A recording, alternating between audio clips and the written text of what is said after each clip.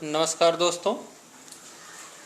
कक्षा 9 के साइंस में हम पढ़ रहे थे गुरुत्वाकर्षण, और गुरुत्वाकर्षण में जो भी टॉपिक थे वो समाप्त हो गए हैं।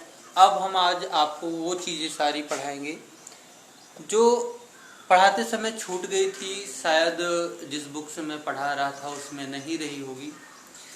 और चूँकि यहाँ पे बुक अवेलेबल नहीं रहती, इसलिए कुछ चीज़ें याद नहीं रहती तो छूट जाती हैं। आइए आज हम उन सभी बातों पे चर्चा करेंगे जो छूट गई हैं, और आज के बाद हम कोशिश करेंगे अगले दिन से जब भी पढ़ें तो केमिस्ट्री स्टार्ट करने चाहेंगे।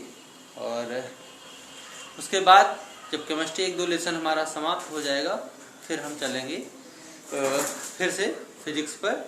बायोलॉजी तो आप पढ़ ही रहे हैं। तो आज हमारा सबसे पहला जो टॉपिक है वो है किसी वस्तु का चंद्रमा पर भार।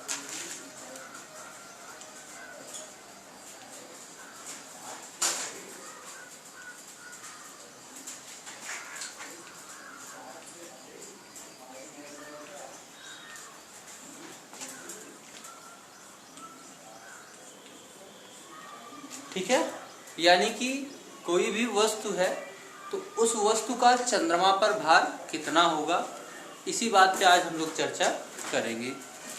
सबसे पहले अगर कोई वस्तु m द्रव्यमान की है, जिसका द्रव्यमान स्मॉल m है, तो उस वस्तु का पृथ्वी पर भार कितना होगा, आइए इसके बारे में डिस्कस करते हैं। जैसा कि न्यूटन ने अपने सार्वत्रिक गुरुत्वाकर्षण नियम में बताया था कि पृथ्वी प्रत्येक वस्तु पर एक आकर्षण बल लगाती है, दो वस्तुओं के बीच एक आकर्षण बल होता है, और उस आकर्षण बल का मान निम्नलिखित बातों पर निर्भर करता है।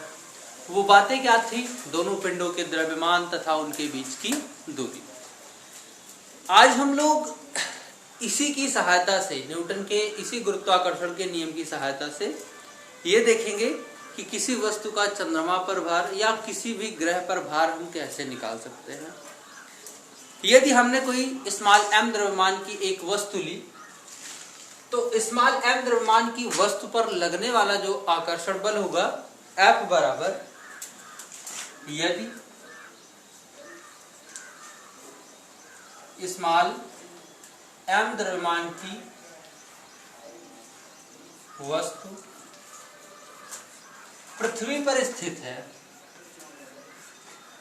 पृथ्वी पर स्थित है, तो पृथ्वी द्वारा वस्तु पर आरोपित बल, तो पृथ्वी द्वारा वस्तु पर आरोपित बल का मान न्यूटन के सार्वत्रिक गुरुत्वाकर्षण नियम से F बराबर क्या हो जाएगा? Capital G। पहली वस्तु पृथ्वी और पृथ्वी का द्रव्यमान me, और दूसरी वस्तु जिसका द्रव्यमान हमने कितना मान रखा है? m। और अगर वो पृथ्वी पर स्थित है तो वस्तु और पृथ्वी के बीच की दूरी हम कितनी लेते हैं? re लेते हैं। तो यहाँ पे ये हो जाता है बटे re स्क्वायर। अब इतना बल पृथ्वी उस वस्तु पर आरोपित कर रही है या वह वस्तु पृथ्वी पर आरोपित कर रही है, क्योंकि ये दोनों के बीच लगने वाला आकर्षण बल होगा।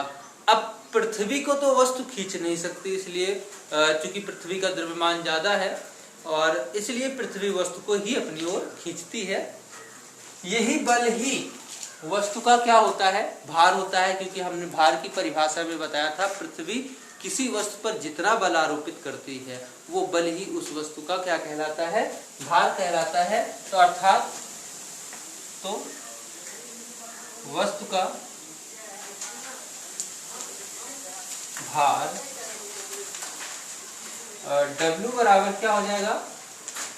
G m बटे re स्क्वायर।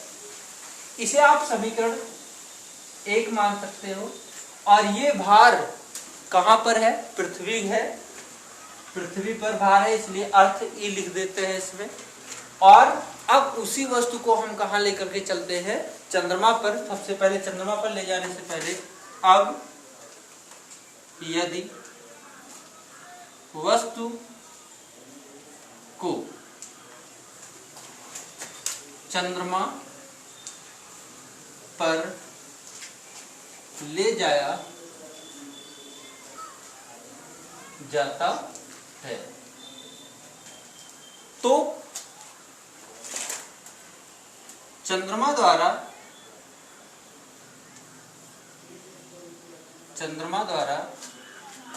वस्तु पर, वही वस्तु है पुरानी वाली, तो वस्तु पर लगाया गया बल, हमने उसी वस्तु को पहले पृथ्वी पर उसका बल, पृथ्वी द्वारा आरोपित बल निकाला, अब उसी वस्तु का चंद्रमा द्वारा आरोपित बल हम ज्ञात करेंगे। तो चंद्रमा का द्रव्यमान, यदि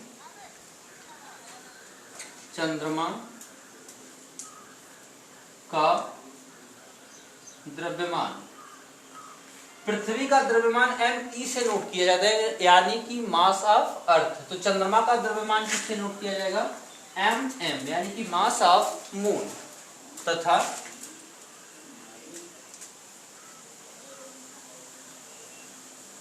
त्रिज्या r, e नहीं होगा इस बार r m होगा, यानी कि रेडियस ऑफ मून। तो फार्मूला क्या बन के आएगा, तो Wm इज इक्वल टू, ये तो कांस्टेंट है, ये हमेशा कैपिटल G ही होगा, m e के स्थान पे इस बार क्या हो जाएगा, m हो जाएगा, और ये छोटा वाला द्रव्यमान तो वही रहेगा, तो m हो जाएगा बटे r e नहीं होगा इस बार, त्रिज्या किसकी ली जाएगी, चंद्रमा की त्रिज्या ली जाएगी, तो r m, चंद्रमा की त्रिज्या क्यों ली जा रही है, क्योंकि अब ये वस्तु पृथ्वी पर नहीं बल्कि कहां पर रखी है, चंद्रमा पर रखी है, इसलिए चंद्रमा का द्रव्यमान और चंद्रमा की त्रिज्या ली जा रही है। अर्थात आप किसी भी वस्तु का किसी भी ग्रह पर भार निकाल सकते हैं यदि उस ग्रह का द्रव्यमान और त्रिज्या पता हो। चलिए आगे बढ़ते हैं, ये आपका इक्वेशन नंबर 2 हो जाएगा। समीकरण 2 को समीकरण 1 से भाग दे देते हैं। आप इतना लिख सकते हैं वीडियो को पॉज करके।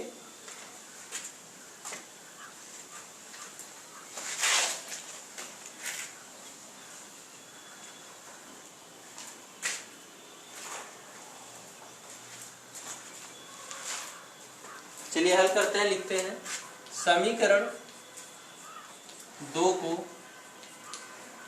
समीकरण 1 से भाग देने पर समीकरण 2 का हमारा जो बायां पक्ष था वो Wm था, यानी कि चंद्रमा पर वस्तु का भार, और बटे पहले समीकरण का क्या था, We था। पहला समीकरण दूसरा समीकरण Wm बराबर क्या था, Gmm, और फिर से m और बटे r m square upon g me और m divided by r e square. यहाँ पे जो कटा उसे काट देते हैं, जो बचा उसे छोड़ देते हैं। तो ये आपका g m कट जाएगा, आपका ऊपर बचेगा mm और r e स्क्वायर ऊपर चला जाएगा, तो ये हो जाएगा m multiply r e square divided by नीचे क्या बचा m e और r m स्क्वायर, जहां पे mm चंद्रमा का द्रव्यमान, r e पृथ्वी की त्रिज्या और m e पृथ्वी का द्रव्यमान, r m पृथ्वी को चंद्रमा की त्रिज्या। अब ये सारी वैल्यू आपको पता होनी चाहिए। वैसे ये वैल्यू कांस्टेंट होती है, इनका मान निश्चित होता है। अगर इनकी कहीं जरूरत आपको पड़ती है तो आपको न्यूमेरिकल में दिया होता है। जैसा कि mm का मान जो आपका है वो है 7.36 गुणे 10 की घाते 22 किलोग्राम, और Re का मान है 6.37 गुणे 10 की घाते 6। आपको तो पता है इसका वर्ग है, तो आप इसका वर्ग कर देंगे डिवाइडेड बाई ME यानी कि पृथ्वी का द्रव्यमान, और वो पृथ्वी का द्रव्यमान है 5.98 गुणे 10 की घाते 24, और RM यानी कि चंद्रमा का रेडियस आपसे पूछ रहा है तो 1.74 गुणे 10 की घाते 6 का स्क्वायर। ये आपका बराबर चल रहा है WM बटे WE। अब आपके लिए सबसे बड़ा चैलेंज है इसका कैलकुलेशन। आइए इसका कैलकुलेशन आपको बताते हैं, जहां तक आप नहीं कर पाते हो उसके बाद का कैलकुलेशन आप खुद करिएगा, ठीक है।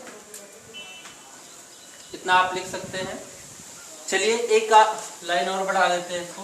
ये हो जाएगा WM upon WE is equal to, सबसे पहले हम 10 की घातों को सेट करते हैं। 10 की घात यहाँ पे अगर हम देखें तो 24, पहले ऊपर वाले को चेक कर लेते हैं। ये 6 की घात 2 है, 6 दूना 12, 12 और 22 मिलाएंगे तो कितना हो जाएगा 34 हो जाएगा। कितना हो जाएगा 12 और 22 मिलकर के 34। 10 की घात 34 ऊपर दिख रहा है आपको, नीचे देखते हैं 6 दूनी 12 और ये 24 है, 12 24 मिलकर के 36 हो जाएगा। यानी कि नीचे की घात कितनी है 10 की घाते 36। ऊपर है 10 की घात 34, नीचे है 10 की घात 36। इनको भाग देंगे तो कितना बचेगा, भाग में घातें घट जाती हैं। 34 से 36 घटाएंगे तो 10 की घात -2 बचेगा, अर्थात 10 की घात का मैटर सॉल्व हो गया। 10 की घात -2। बाकी बच्चे लोगों को लिख लेते हैं। ये है आपका 7.36 और 6.37 गुणे 6.37। ये 2 बार गुणा हो जाएगा क्योंकि इसकी घात 2 है। आगे चलते हैं। 5.98 गुणे 1.74 गुणे 1.74। अब यहाँ पे आपको दशमलव के अंक दिख रहे हैं, इनका आप गुणा करिए, भाग करिए, और आप जब इसका भाग करके लास्ट में पहुंचेंगे तो ऊपर 1 आएगा फाइनली और नीचे 6 आएगा। 1 और 6 आने का मतलब क्या हुआ ये समझ लेते हैं। WM बटा WE इज इक्वल टू 1/6। अर्थात इनको अगर हम दोनों को एक तरफ भेज देते हैं तो ये हो जाएगा 6 WM बराबर WE एकम WE। WE कौन था, वेट ऑफ अर्थ यानी कि पृथ्वी पर वस्तु का भार। पृथ्वी पर वस्तु का भार बराबर किसके है 6 गुना चंद्रमा पर, यानी कि चंद्रमा पर जो वस्तु का भार होगा वो पृथ्वी का 1/6 होगा। आप इसे अच्छे से समझने की कोशिश करिए कि वस्तु का भार पृथ्वी पर जितना है वो बराबर किसके है, चंद्रमा पर उसका भार जितना होगा उसको 6 से गुणा करना होगा। अर्थात चंद्रमा पर भार कम है क्योंकि चंद्रमा वाले भार को 6 गुना करने पर पृथ्वी पर वस्तु के भार के क्या हो रहा है, बराबर हो रहा है। ये आपका यहाँ पे समाप्त होता है। चलते हैं अगले टॉपिक पे। अगला टॉपिक हमारा जो छूट गया था उस पर चर्चा करते हैं। चलिए देखते हैं, अगली हमारी हेडिंग है उत्प्लावकता या उत्प्लावन बल। इसमें आपको कुछ विशेष नहीं जानना है, बहुत ही आसान सी बात है। आपको न्यूटन का तीसरा नियम पता होगा। न्यूटन का तीसरा नियम क्या कहता है कि प्रत्येक क्रिया के बराबर परंतु विपरीत दिशा में प्रतिक्रिया होती है। अर्थात अगर हम किसी वस्तु पर बल आरोपित करते हैं तो वह वस्तु भी हम पर उतना ही बल हमारी विपरीत दिशा में लगाती है। अर्थात मैंने किसी को अगर पीछे की तरफ धक्का दिया तो वो भी हमको धक्का देगा, वो भी हमारे विपरीत दिशा में। अगर हमने पूरब की तरफ दिया है तो मुझे पश्चिम की तरफ धक्का देता है। यही न्यूटन का तीसरा नियम उत्प्लावन बल का उदाहरण होता है। उत्प्लावन बल की परिभाषा होती है उत्प्लावनता, यहीं से आप समझ सकते हैं। जैसे द्रव होता है तो द्रव यानी कि जल हो, द्रव में कोई लिक्विड हो सकता है, दूध हो, जल हो, तेल हो, कोई भी चीज हो सकता है। तो द्रव में जब हम किसी वस्तु को डुबोने का प्रयास करते हैं या डुबोते हैं तो द्रव, अच्छा सिंपल सी बात है, जब हम उसे डुबोना चाहते हैं तो कुछ वस्तुएं ऐसी होती है जिनको डुबोने के लिए हमें बल लगाना पड़ता है और कुछ वस्तुएं ऐसी होती है जिनको हमें डुबोने के लिए बल की आवश्यकता नहीं होती है। लेकिन आप सोचिए कि चाहे हम बल लगाते हों या कोई ऐसी वस्तु मिल जाए जिन पर बल लगाने की जरूरत नहीं है, इन दोनों कंडीशनों में एक ही बात कॉमन मिलेगी आपको कि जैसे वस्तु का भार अगर ज्यादा हुआ तो हमें बल लगाने की जरूरत नहीं होती है, लेकिन अगर हम कोई हल्की सी वस्तु लेते हैं तो उसमें हमें बल लगाने की आवश्यकता पड़ जाती है। मान लेते हैं हमने कोई ईंट का टुकड़ा लिया, लोहे का टुकड़ा लिया, ऐसी कोई वस्तु ली जिसका वजन ज्यादा है, जिसका भार ज्यादा है, जिसका वेट ज्यादा है। जब उसको हम पानी में डालते हैं तो पानी में हम डालें या ना डालें, पृथ्वी उसको अपने केंद्र की ओर हमेशा खींचती रहती है, क्योंकि प्रत्येक वस्तु को प्रत्येक वक्त पृथ्वी अपने केंद्र की तरफ आकर्षित करती रहती है। तो जब वस्तु को हम पानी में डुबोते हैं तो चूंकि जैसे हम फर्श पे खड़े हो जाएं, तो हम फर्श पे अपने भार के बराबर बल आरोपित करते हैं। फर्श पर क्या करते हैं? अपने भार के बराबर बल आरोपित करते हैं। यानी कि अगर हमारा भार 50 न्यूटन है, अर्थात हम 50 न्यूटन का बल उस फर्श पर आरोपित कर रहे हैं। अगर फर्श में 50 न्यूटन का बल सहन करने की क्षमता है तब तो हम वहीं पे खड़े रहेंगे, यानी कि 50 न्यूटन वो ऊपर लगा रहे हैं, 50 न्यूटन आप नीचे लगा रहे हो, दोनों का बराबर है, आप संतुलन में हो। जैसे ही उसका बल ज्यादा हो जाए, आप स्प्रिंग पे खड़े हो जाओ, तो आप देखेंगे स्प्रिंग पे आप जब खड़े होते हैं तो स्प्रिंग कुछ दब जाती है और कुछ उठी रहती है। यानी कि जब तक वो आपके भार को सहन कर सकती है तब तक तो वो उतने पे रुक जाती है, और जब तक नहीं कर पाती उतनी दब जाती है। आप जब फर्श पे खड़े होते हो तो फर्श आपके बल को झेल सकती है, सहन कर सकती है, इसलिए फर्श धंसती नहीं है और आप वहीं पर खड़े रहते हो, क्योंकि वो आपका विरोध करती है। आप नीचे बल लगाते हो, नीचे धंसने का प्रयास करते हो, और वो आपको ऊपर उठाने का प्रयास करती है। फर्श से आप मिट्टी में जाते हो, गीली मिट्टी में, थोड़ा सा दलदली मिट्टी हो, तो आप देखते हैं वहां पर जो मिट्टी होती है, मिट्टी में जब हम पानी मिला देते हैं तो उसका घनत्व घट जाता है। घनत्व घटने की वजह से उसके अणु दूर दूर हो जाते हैं। अणु दूर दूर होने की वजह से उनके अणुओं के बीच लगने वाला जो आकर्षण बल है, खिंचाव है, आपस में बंधे रहने की जो ताकत है, वो घट जाती है। जब हम उसमें पानी मिलाए, फिर से सुनिएगा, जब हमने मिट्टी में पानी मिलाया तो मिट्टी के अणु दूर दूर हो गए, और मिट्टी के अणु दूर होने से क्या हुआ? आकर्षण बल घट गया।